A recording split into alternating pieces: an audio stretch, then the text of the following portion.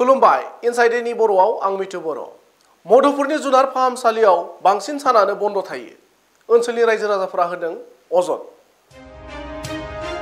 नलबारि जिल्लानि धर्मपुर विधानसभा बियाबनि सिङाव थानाय मधुपुरनि जुनार फाहामसालिखौ बांसिनै बन्द थानायनि अजद होदों रायजोफोरा। मख'जाथावदि मधुपुरनि बे जुनार फाहामसालिनि मावथिफोरा जुनारफोरखौ फाहामथाय होनायनि मुङाव रायजोफोरनिफ्राय रां लानायनिबो अजद होयो। लोगोसेनो बे फाहामसालियाव खालार बारलांनाय मुलिफोरखौ गुफुर दागो होनानै बाहायबाय थानाय जादों होननानैबो ओनसोलनि रायजोफोरा दाबि दैखाङो। गुबुन फारसेथिं रायजोफोरनि बे अजद होनायखौ मधुपुर जुनार फाहामसालिनि साख्रियावला अजित शर्माया नेवसियो। অসম চৰকাৰৰ পশু বিভাগ নলবাৰী জিলাৰ ধৰ্মপুৰ সমষ্টিৰ মধুপুৰ গাঁৱত যিটো পশু চিকিৎসা কেন্দ্ৰ আছে, মধুপুৰ পশু চিকিৎসা কেন্দ্ৰ, এইটো বাৰু কেনেদৰে চলিছে? এতিয়া প্ৰায় 11:30 বাজিল, কিন্তু এতিয়ালৈকে ইয়াত ডাক্তৰ আৰু ইয়াৰ যিজন চতুৰ্থ বৰ্গৰ কৰ্মচাৰী কোনো এজনে উপস্থিত নাই। কিন্তু হাহাকাৰ লাগিছে ইয়াৰে পশুপালক খেতিয়কসকলে। আজি পশুপালক খেতিয়কসকলে ইয়াতে গৰু আনিছে, ছাগলী আনিছে, কিন্তু ইয়াতে চিকিৎসা কৰাৰ কাৰণে এই চিকিৎসা কেন্দ্ৰটোত এতিয়ালৈকে আহি পোৱা নাই ডাক্তৰ। আৰু অসম চৰকাৰে যি উন্নয়নৰ ঢাকঢোল বজাই আছে, এয়াই নমুনা। এতিয়া বৰ্তমান 11:30 বাজিল, এতিয়ালৈকে খোলা হোৱা নাই এই কাৰ্যালয়টো, এতিয়ালৈকে বন্ধ আছে। আৰু ইয়াৰে স্থানীয় লোকে আমাক জনোৱা মতে অধিকাংশ সময়, সপ্তাহটোৰ অধিকাংশ সময় এই কাৰ্যালয়টো এনেদৰে বন্ধ হৈ থাকে। আৰু অসম চৰকাৰে যি উন্নয়নৰ ঢাকঢোল বজাই আছে, এয়াই এক নমুনা। অসম চৰকাৰৰ পশু চিকিৎসা বিভাগৰ উন্নয়নৰ যিটো নমুনা, ইয়ে উদঙাই দিছে অসম চৰকাৰৰ কিমান দূৰলৈ কোনো উন্নয়ন হৈছে। অসমৰ মুখ্যমন্ত্ৰী হিমন্ত বিশ্ব শৰ্মা ডাঙৰীয়াই ইমান উন্নয়নৰ কথা কৈ আছে, আৰু ইয়াৰে এগৰাকী পশু বিভাগৰ মন্ত্ৰী অতুল বৰানো কি কেনেধৰণে এক দৃষ্টি নিক্ষেপ কৰিব। আৰু এই সমষ্টিটো হৈছে ধৰ্মপুৰ সমষ্টি। এগৰাকী শক্তিশালী মন্ত্ৰী চন্দ্ৰমোহন পাটোৱাৰী, আৰু চন্দ্ৰমোহন পাটোৱাৰী নিজ সমষ্টিৰ কাৰ্যালয়, নিজ সমষ্টিৰ পশু বিভাগৰ কাৰ্যালয় এনেদৰে চলিছে। এতিয়া কোনো এজন উপস্থিত নাই। 11:30 বাজিল, কোনো এজন উপস্থিত নাই এই কাৰ্যালয়টোত। মোৰ সৈতে আছে এগৰাকী স্থানীয় লোক, মই স্থানীয় লোকৰ পৰা জানিব বিচাৰিম। দাদা, কি ক'ব? পশু চিকিৎসালয় মেডিকেল, তাৰমানে এখন পশু চিকিৎসালয় মেডিকেল হয় নমুনা বাচ্চা, কিন্তু যোনি যাবগীয়া যাৰ ইছ্যু বুঝো দোকান, তাৰমানে দোকান লৈছে আমাৰ ইয়াত দোকানহে, আমি তালা খুলিছোঁ, তালা খুলিলে আমি কোনোবা নিলি নাই। মইতো সদায় আহোঁ, ডেইলি ফাইভ। এই তলা বন্ধটো এনেকুৱা অৱস্থা আজি নে আগে পিছে এনেকুৱা নিয়ম? এইটো আগে পিছে চলি আছে, তাহৰ নাটক চলি আছে। কয় অমুকটো তমুক, এইটো মকবিল আহিব বোলে, অমুক আহিব চক্ৰৱৰ্তী। মকবিল মানে মকবিল কোন? মকবিল আলি মধুপুৰৰ। তেওঁ কি কাম কৰে ইয়াতে? তেওঁ তালা খোলা মানুহ, তেওঁ চতুৰ্থ বৰ্গৰ কৰ্মচাৰী। মই কৈছোঁ মই খুলিম, একো মেল নাই, মই ক'ৰবাত যাম। ইয়াৰ ডাক্তৰজনৰ নাম কি? ইয়াৰ যিজন ডাক্তৰ আহে ডাক্তৰজনৰ নামটো জানে? ইয়াৰ কিবা চক্ৰৱৰ্তী, বিভূতি চক্ৰৱৰ্তী নেকি? মই কৈছিলোঁ অলপ আগতে। আচ্ছা। আৰু কোন থাকে ইয়াতে? ইয়াত দুজন থাকে কৰ্মচাৰী। মই কৈছোঁ এইবিলাক নাটক কৰিছে নেকি? এইবিলাক নাটক ভাল হোৱা নাই। এইবিলাক মানুহ তোমাক গ্লাছ দি কৈছে কেছ দিম, অমুক দিম, কেছ দিম। কৰ্মচাৰী দুজনৰ নাম জানে আপুনি? জানো। নাম কি? এটা মকবিল আলি, এটা আছিলে কি শৰ্মা আছিলে, মই নাম অজিত শৰ্মা। অজিত শৰ্মা কি কাম কৰে ইয়াতে? বুলি কয়। হয়, আপোনালোকে সুবিধা পাইছেনে নাই স্বাস্থ্য কেন্দ্ৰত? নাই। এটা ভিজিটলে পইচা লয়। পইচা লয় নেকি ইয়াতে? পইচা লয়। আমাৰ এখন একো নাই, আমি কি চৰকাৰ নিদিলে আমি কি কৰিম? হয় নেকি? তাৰমানে এই চিকিৎসা কেন্দ্ৰত যিগৰাকী কৰ্মচাৰী আছে, তেওঁ যদি চিকিৎসা কৰিব লগা হয়, তেওঁ ইনজেকশ্যন দিব লগা হ'লে তেওঁ টকা লয়। টকা লাগিব, টকা নহ'লে কাম নহয় বোলে। কিমানকৈ লয় টকাটো? 100 বা 200 লয়। হয় নেকি? নাম কি তেখেতৰ? নাম কি যিগৰাকীয়ে টকা লয়? এইটো হ'ল মকবিল আলি আৰু অজিত শৰ্মা বুলি কয়। দুয়োগৰাকীয়ে টকা লয়, দুয়ো পইচা লয়। তাল আমাৰ এইফালে গুচি যাব ফিল্ডত। কি আহ্বান জনাব অসম চৰকাৰক? কি আহ্বান জনাব এতিয়া? মই নাজানো, ৰাইজে মইতো কৈছোঁ বাৰু, কি মানুহ মৰি যাব। আমাৰ হাঁহ কুকুৰা, আপোনাৰ গৰু ছাগলী হাঁহ কুকুৰা কিবা আছে? মোৰ আছে, কিয় নাই। চিকিৎসা কৰাৰ ক্ষেত্ৰত আপুনি ইয়াৰ পৰা সুবিধা পাইছেনে নাই? নাই পোৱা নাই। মই সিদিনা গৰু বেছি দিওঁ, ঠাণ্ডা পিন্ধিব, তাকো পইচা খুজিছিলে মোক। হয় নেকি? হয়, ঠিক আছে বাৰু।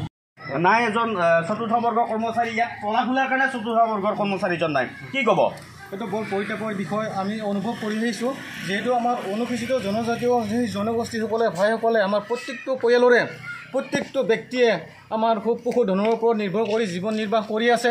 গৰু ছাগলী হাঁহ কুকুৰা ইত্যাদিৰ ওপৰতেই জীৱন নিৰ্বাহ কৰি আমাৰ মানুহখিনি সচৰাচৰ জীৱন নিৰ্বাহ কৰি থাকে। কিন্তু তাত সত্ত্বেও আমাৰ ইয়াত পৰ্যাপ্ত পৰিমাণৰ কোনো ধৰণৰ ঔষধ পাতি নাই আৰু এটা বস্তু দেখিবলৈ পাইছোঁ এই মধুপুৰ গাঁওখনৰ প্ৰায় সংখ্যক প্ৰায় ঘৰে ঘৰে লোকৰে গাহৰি পালন কৰি আহিছে আপোনালোকে সেই সুবিধাখিনি পাইছে নে নাই এই চিকিৎসা কেন্দ্ৰৰ পৰা আমি নাই পোৱা আজিলৈকে পোৱা নাই পোৱা ইয়াতে ডাক্তৰজন কিমান দিনৰ মূৰত আহে মোটামুটি কোনো নিৰ্ধাৰিত সময় নাই গোটেই মাহৰ মূৰত হয় হয় ভিজিট দিব আহে বা কেতিয়াবা নাথাকে আমি লাগি বিচাৰি গ'লেও আমি নাপাওঁ আৰু ইয়াত যিখিনি আমাৰ সাধাৰণ ৰাইজ আছে এই সাধাৰণ ৰাইজক আমি যিটো আশা কৰি আমাৰ যি অনুষ্ঠানটো প্ৰতিষ্ঠা কৰা হৈছিলে কিন্তু তাৰ বিপৰীতে আমি কোনো ধৰণৰ ফলাফল আমি মানে পোৱা হোৱা নাই য'ত নেকি সোৱাইন ফ্লুৰ নিচিনা এতিয়া বীজাণু কিছুমান আহি আছে য'ত নেকি গৰু মৰিছে বা গাহৰি মৰিছে এতিয়াও মৰি আছে হাঁহ কুকুৰা ছাগলী ইত্যাদিও মানে নাইকিয়া হৈ গৈ আছে উপযুক্ত আমাৰ ঔষধ মানে নোপোৱাৰ কাৰণে এইখিনি ব্যৱস্থা অসম চৰকাৰে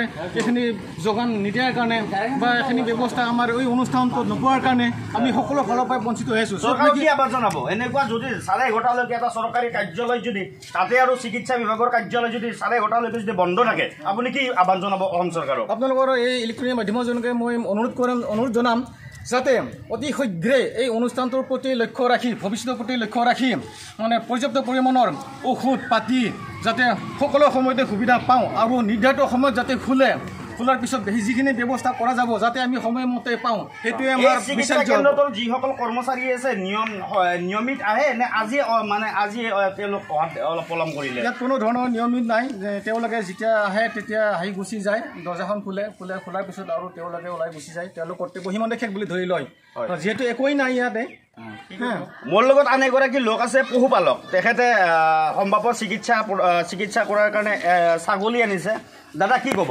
আচলতে দুখৰ বিষয় এনেকুৱা দুখৰ বিষয় আমাৰ ইয়াতে লিখাই আছে চাইনবোৰ্ডত মধুপুৰ মানে আপোনাৰ ছেপ্টেম্বৰ মাহৰ পৰা ৰাতিপুৱা 7টাৰ পৰা 11 বজালৈকে কিন্তু মই 7:30 বজাত আহিছোঁ এতিয়া 11:30লৈকে ইয়াতে ৰৈ আছোঁ আচলতে আৰু এটা দুখৰ বিষয় মই ছাগলী এটা আনিছিলোঁ এইটো ছাগলী চাই লওক আচলতে ছাগলীটো এনেকুৱা হৈছে তাৰ অৱস্থাই নাই মই নলবাৰী নিয়াতকৈ মই ওচৰতে ডক্টৰৰ ওচৰত লৈ যাওঁ আহি যদি 7:30 বজাৰ পৰা ৰৈ এতিয়ালৈকে 11:30 বাজি 11:30লৈকে এতিয়ালৈকে ডক্টৰ নাই আপোনালোকে আজি ডাক্তৰ পাম বুলি আশা কৰেনে পাম কেনেকুৱা 11:30 বাজি 7:30 পৰা ৰৈ আছোঁ 11:30 বাজিল এতিয়ালৈকে আহাই নাই আৰু পাম বুলি কেনেকুৱা আশা কৰিম এইটোতো সম্ভৱেই নহয় আজি পলম কৰিছে নে আন দিনাও এনেকুৱা ধৰণৰ পলম বস্তু কৰিছে আজি নহয় আজিতো পলমটো দূৰৰ কথা এনেকুৱা হৈয়ে থাকে সপ্তাহত যেতিয়া এদিন আহিব 1 মাহৰ মূৰত এদিন আহিব সেইটো আৰু কেনেকুৱা হ'ব সেইটোতো কথা নহয় প্ৰত্যেক দিনে এনেকৈ ধুনীয়াকৈ লিখি থৈ দিছে 7টাৰ পৰা 11টা বজালৈকে কিন্তু 7টাত আহিব নোৱাৰে 7:30 বজাত আহক 11টা বজালৈকে থাকিব নোৱাৰে 10:30 বজালৈকে থাকক